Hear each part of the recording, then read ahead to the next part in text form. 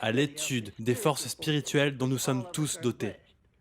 Et c'est dans ce sujet que j'ai finalement trouvé un indice qui m'a permis d'aider des millions de gens à trouver leur destin terrestre.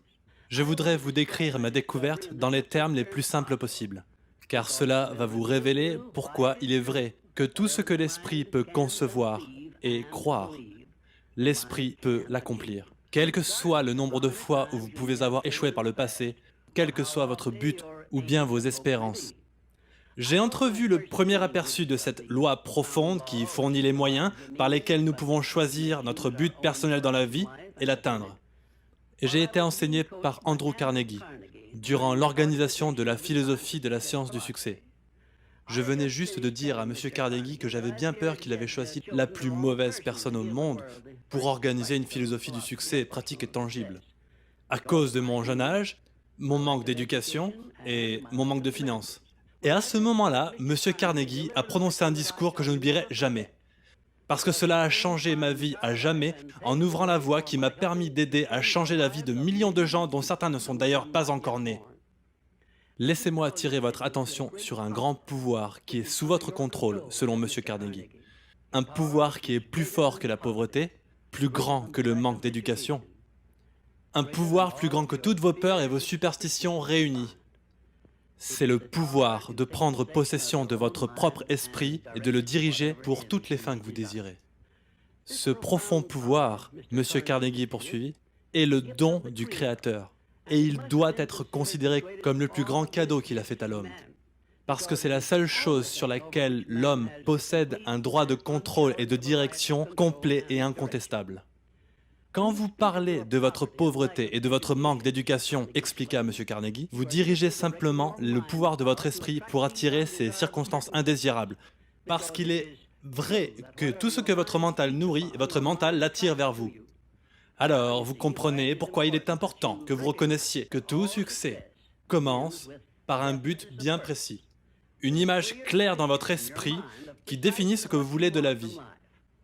Ensuite, M. Carnegie a continué son discours avec la description d'une grande vérité universelle qui a eu un tel impact sur mon esprit que j'ai commencé à fixer pour moi-même un nouveau but dans la vie. Et je me suis fixé un objectif tellement plus élevé que mes précédents accomplissements que cela a choqué mes amis et mes proches quand je leur en ai parlé.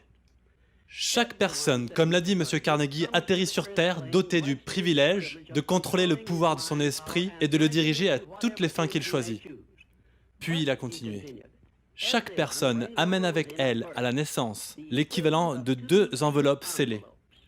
L'une d'entre elles est clairement étiquetée « Les richesses dont vous pouvez jouir si vous prenez possession de votre propre esprit et le dirigez vers la fin de votre propre choix. » Et l'autre lettre est étiquetée « Les pénalités que vous devrez payer si vous négligez de prendre possession de votre esprit et le diriger. » Et maintenant, laissez-moi vous révéler, a dit M. Carnegie, le contenu de ces 2 enveloppes scellées.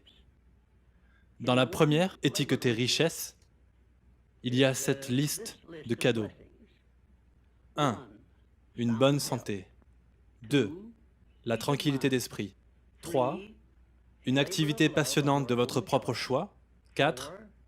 La liberté face à la peur et l'inquiétude. 5. Une attitude mentale positive. 6. Les richesses matérielles de votre choix et dans les quantités que vous désirez. Dans l'enveloppe étiquetée « Pénalité », M. Carnegie continua, est cette liste des différents prix à payer pour celui qui néglige de prendre possession de son propre esprit. Numéro 1. La mauvaise santé. Numéro 2. La peur et l'inquiétude. 3. L'indécision et le doute. 4. La frustration et le découragement face à la vie. 5. La pauvreté et le manque. 6. Tout un troupeau de différents maux, constitués d'envie, de cupidité, de jalousie, de colère, de haine et de superstition. Maintenant, ma mission dans la vie est de vous aider, tout comme chaque personne qui a besoin de mon aide, à ouvrir et utiliser le contenu de la première enveloppe scellée intitulée « Richesse » et le point de départ d'où vous devez décoller si vous désirez obtenir votre propre ticket pour votre essor, pour le reste de votre vie. Je vais décrire pour vous ces simples quelques instructions. 1.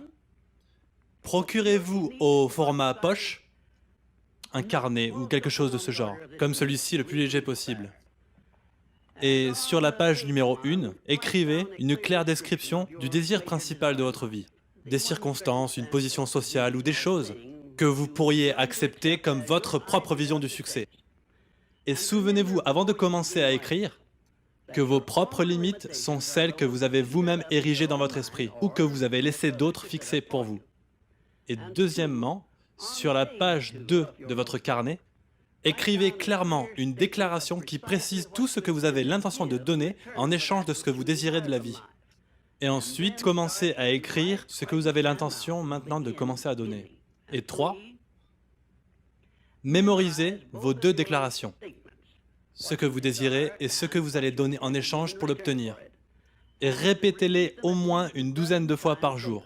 Et toujours, terminez vos déclarations par l'expression de votre gratitude pour les cadeaux que vous avez eus à la naissance. Je ne demande pas à la providence divine plus de richesses, mais plus de sagesse que je souhaite accepter pour utiliser sagement les richesses que j'ai reçues à la naissance, sous la forme du pouvoir de contrôler et diriger mon esprit pour toutes les fins que je désire. Si vous n'avez pas un franc succès ou que vous n'êtes pas trop satisfait de vous-même pour prononcer cette prière profonde, si vous l'acceptez et la prononcez avec le même esprit d'humilité et de sincérité avec lequel je vous l'ai transmise, un nouveau monde bien meilleur se présentera à vos yeux. Un monde où vous verrez se refléter les circonstances et les choses que vous et vous seuls avez créées. Et maintenant, laissez-moi terminer notre première visite avec mon expression favorite de gratitude. Ô divine Providence, je ne demande pas plus de richesses, mais plus de sagesse pour faire meilleur usage des richesses que tu m'as données à la naissance, qui résident dans le pouvoir de